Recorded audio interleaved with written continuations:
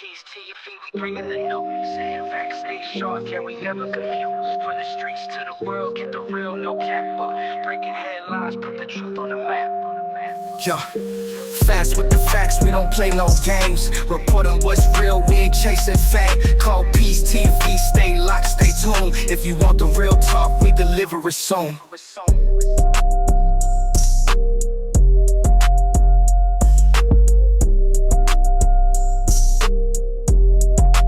Call Peace TV, we bringing the news. Facts stay sharp, yeah, we never confused. From the Hey guys, back with another video. This video is about our girl ZIYAH Harris, and breaking news.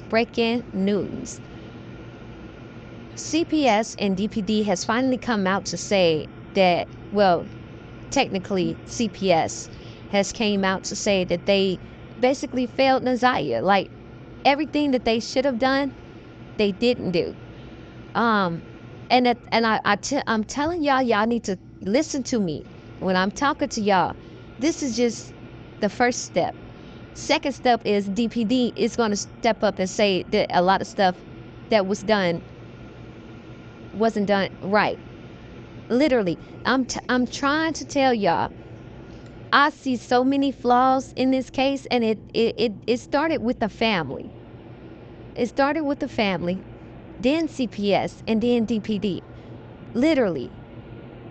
Now they need to get Annette and Shannon ass. They literally need to get them, because allegedly, I don't know if they got deals or what the case may be, but if they did, those deals are about to come off the table, baby.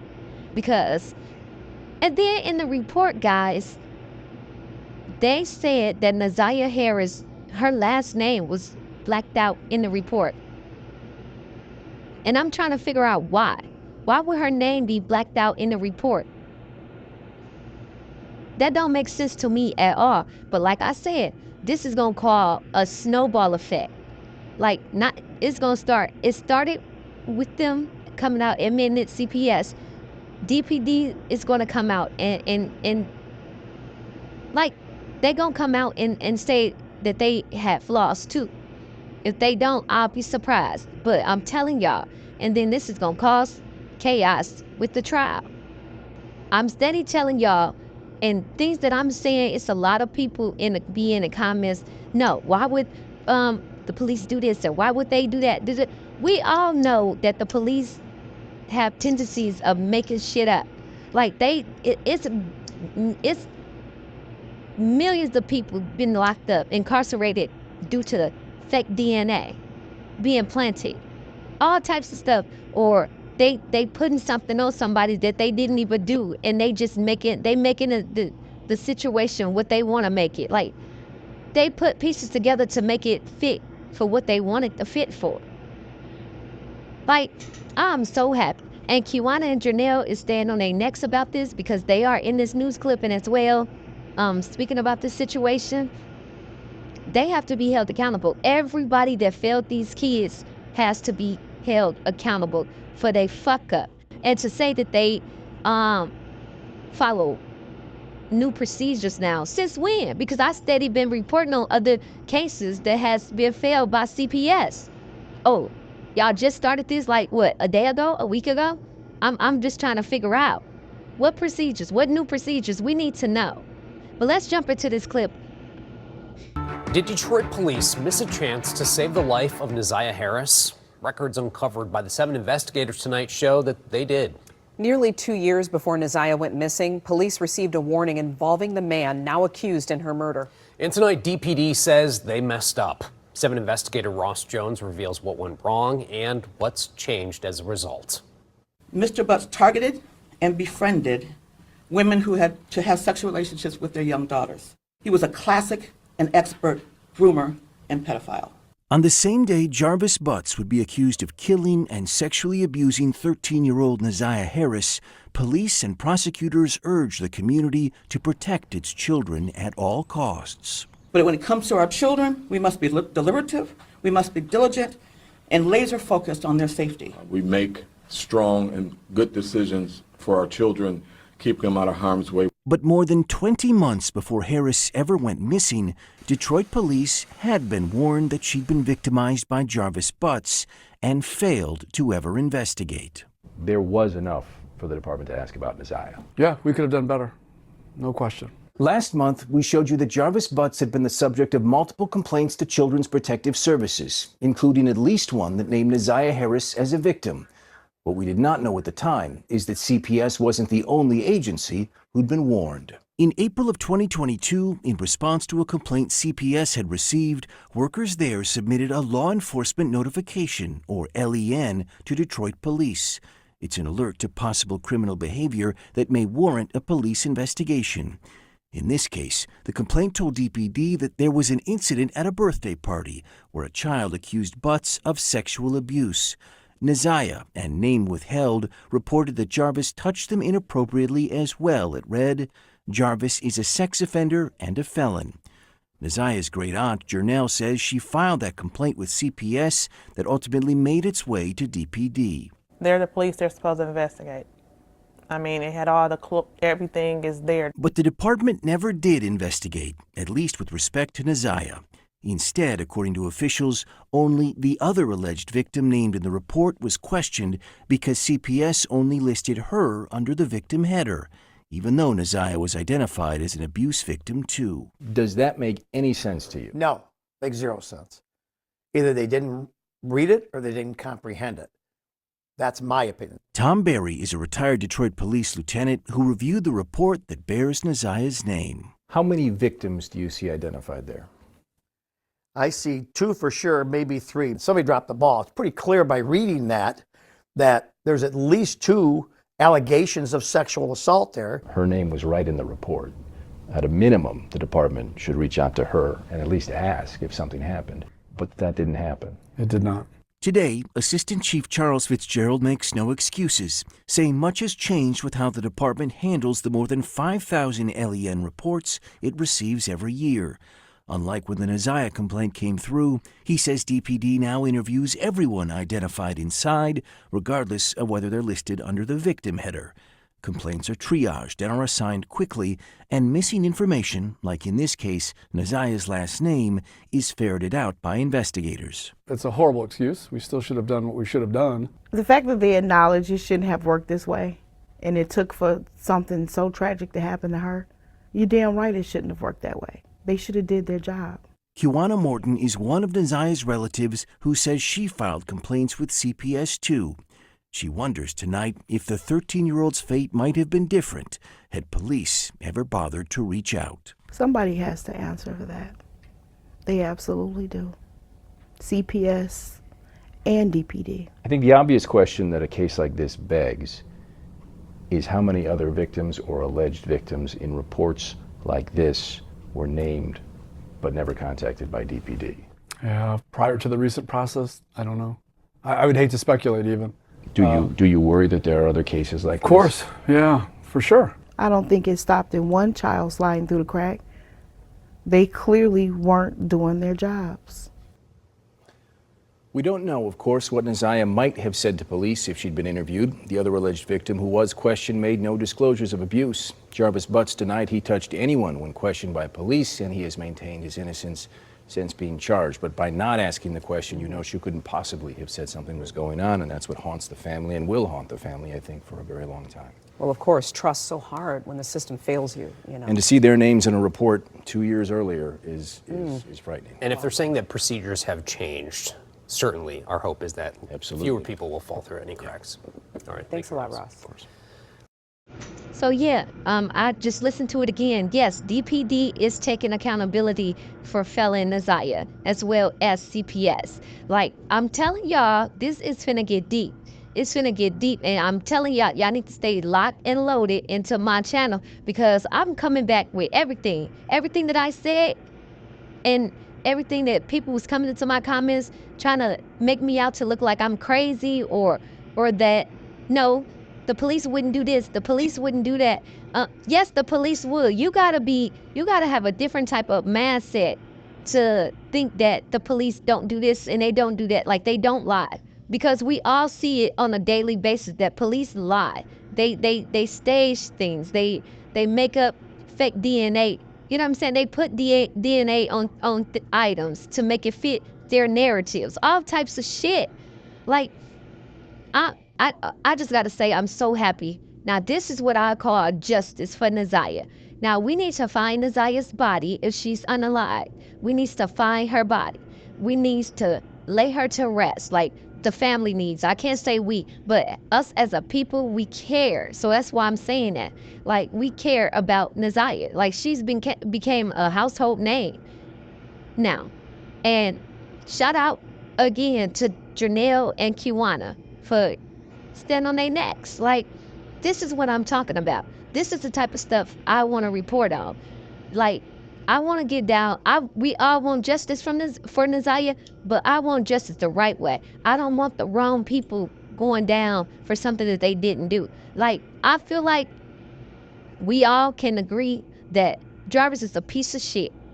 We know everything that he did with as far as these kids. But what I don't know if y'all can agree with me on this part, but I just don't see where he comes in to unalive her out of all these years. He been doing it. His pattern hasn't changed as far as with these girls. Like, we know he's a PDF file, but as far as unaliving somebody, we don't have a history on him doing things like that.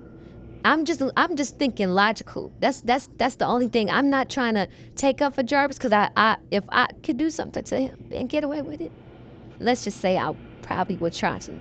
But no, I'm just playing. But for real, we have to think logical. We can't just accept what they giving us when we can see plain as day things is not adding up. So y'all like, comment, subscribe, hit the notification bell so y'all can be notified every time I post, because it's finna get deep. I'm telling y'all, I've been steady trying to put this in y'all head. Like, they gotta be held accountable, and they need to come out and say that they fucked up, because everybody fucked up. I'm out. When I get new updates, I'll bring them to y'all. Bye. We bringing the news. Facts stay sharp, yeah, we never confused. From the streets to the world, keep it real, no cap, you're breaking headlines. Put the truth on the map, call it peace. We bringing the news. Facts stay sharp, yeah, we never confused. Go Peace TV, stay locked, stay tuned.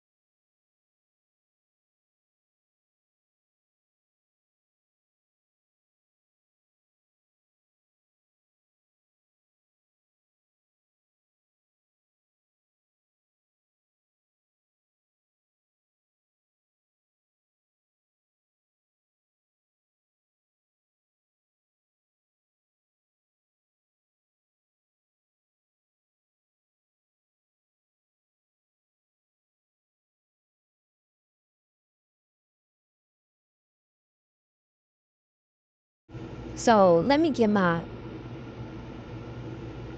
commentary on this, like what I think. So what I think is either this guy is lying, or either he, like I stated, the other detective said that they took pictures and left them there and came back weeks or months later and retrieved them once they got word that those could have been her clothes. So either he's lying, or either he pulled them out, took the pictures like he said, and they left like the other detective said. And then once this guy ended up doing a search, he ends up coming across it once again. And because they are in his video, they are still like it was on the pictures that the guy detective took. So either way, they effed up. Either way, they effed up. I don't know if, but I know but I don't know like specifically who found it. Was it Roxy? Was it the guy? But from what I know, back in the past, that guy went live and made a video and said that he found them. I know Roxy did a video and said that her and Mark found it. So that's still in the air. But we know that this detective effed up. That's what we do know. But the guy is walking with the military people in his video that Roxy was saying that she was walking with. But why is there, I don't know if there's that I've seen a video with Roxy walking with the military, but that guy is actually walking with them, talking to them, asking questions and everything. So this detective is clearly taking responsibility for finding those clothes when I think he did it. So let's keep going. We finna get into the lady detective, and this is why I say that them clothes shouldn't even be in evidence, because she's finna tell it all right here. But before I play what the lady detective said, I'm gonna bring up the video I did about the clothes on the flyer, and what Annette said ZIYAH had on. So I'm gonna play my videos on that I did in the past, and then we'll jump to what the lady said. And it's gonna make sense, because what was originally stated is what they were looking for. Where did this red, black, white shoes and a pink jumpsuit come from? So let's get into it. My bad, y'all, but I want to come back and say, with me playing this video, y'all listen carefully to what I'm saying in here. Excuse the video, because back then in this time frame, I was playing around with a lot of like voices, and you could still hear what I'm saying, but the voice is kind of okay. So y'all just pay attention to this video and what I'm saying. So let's get into it.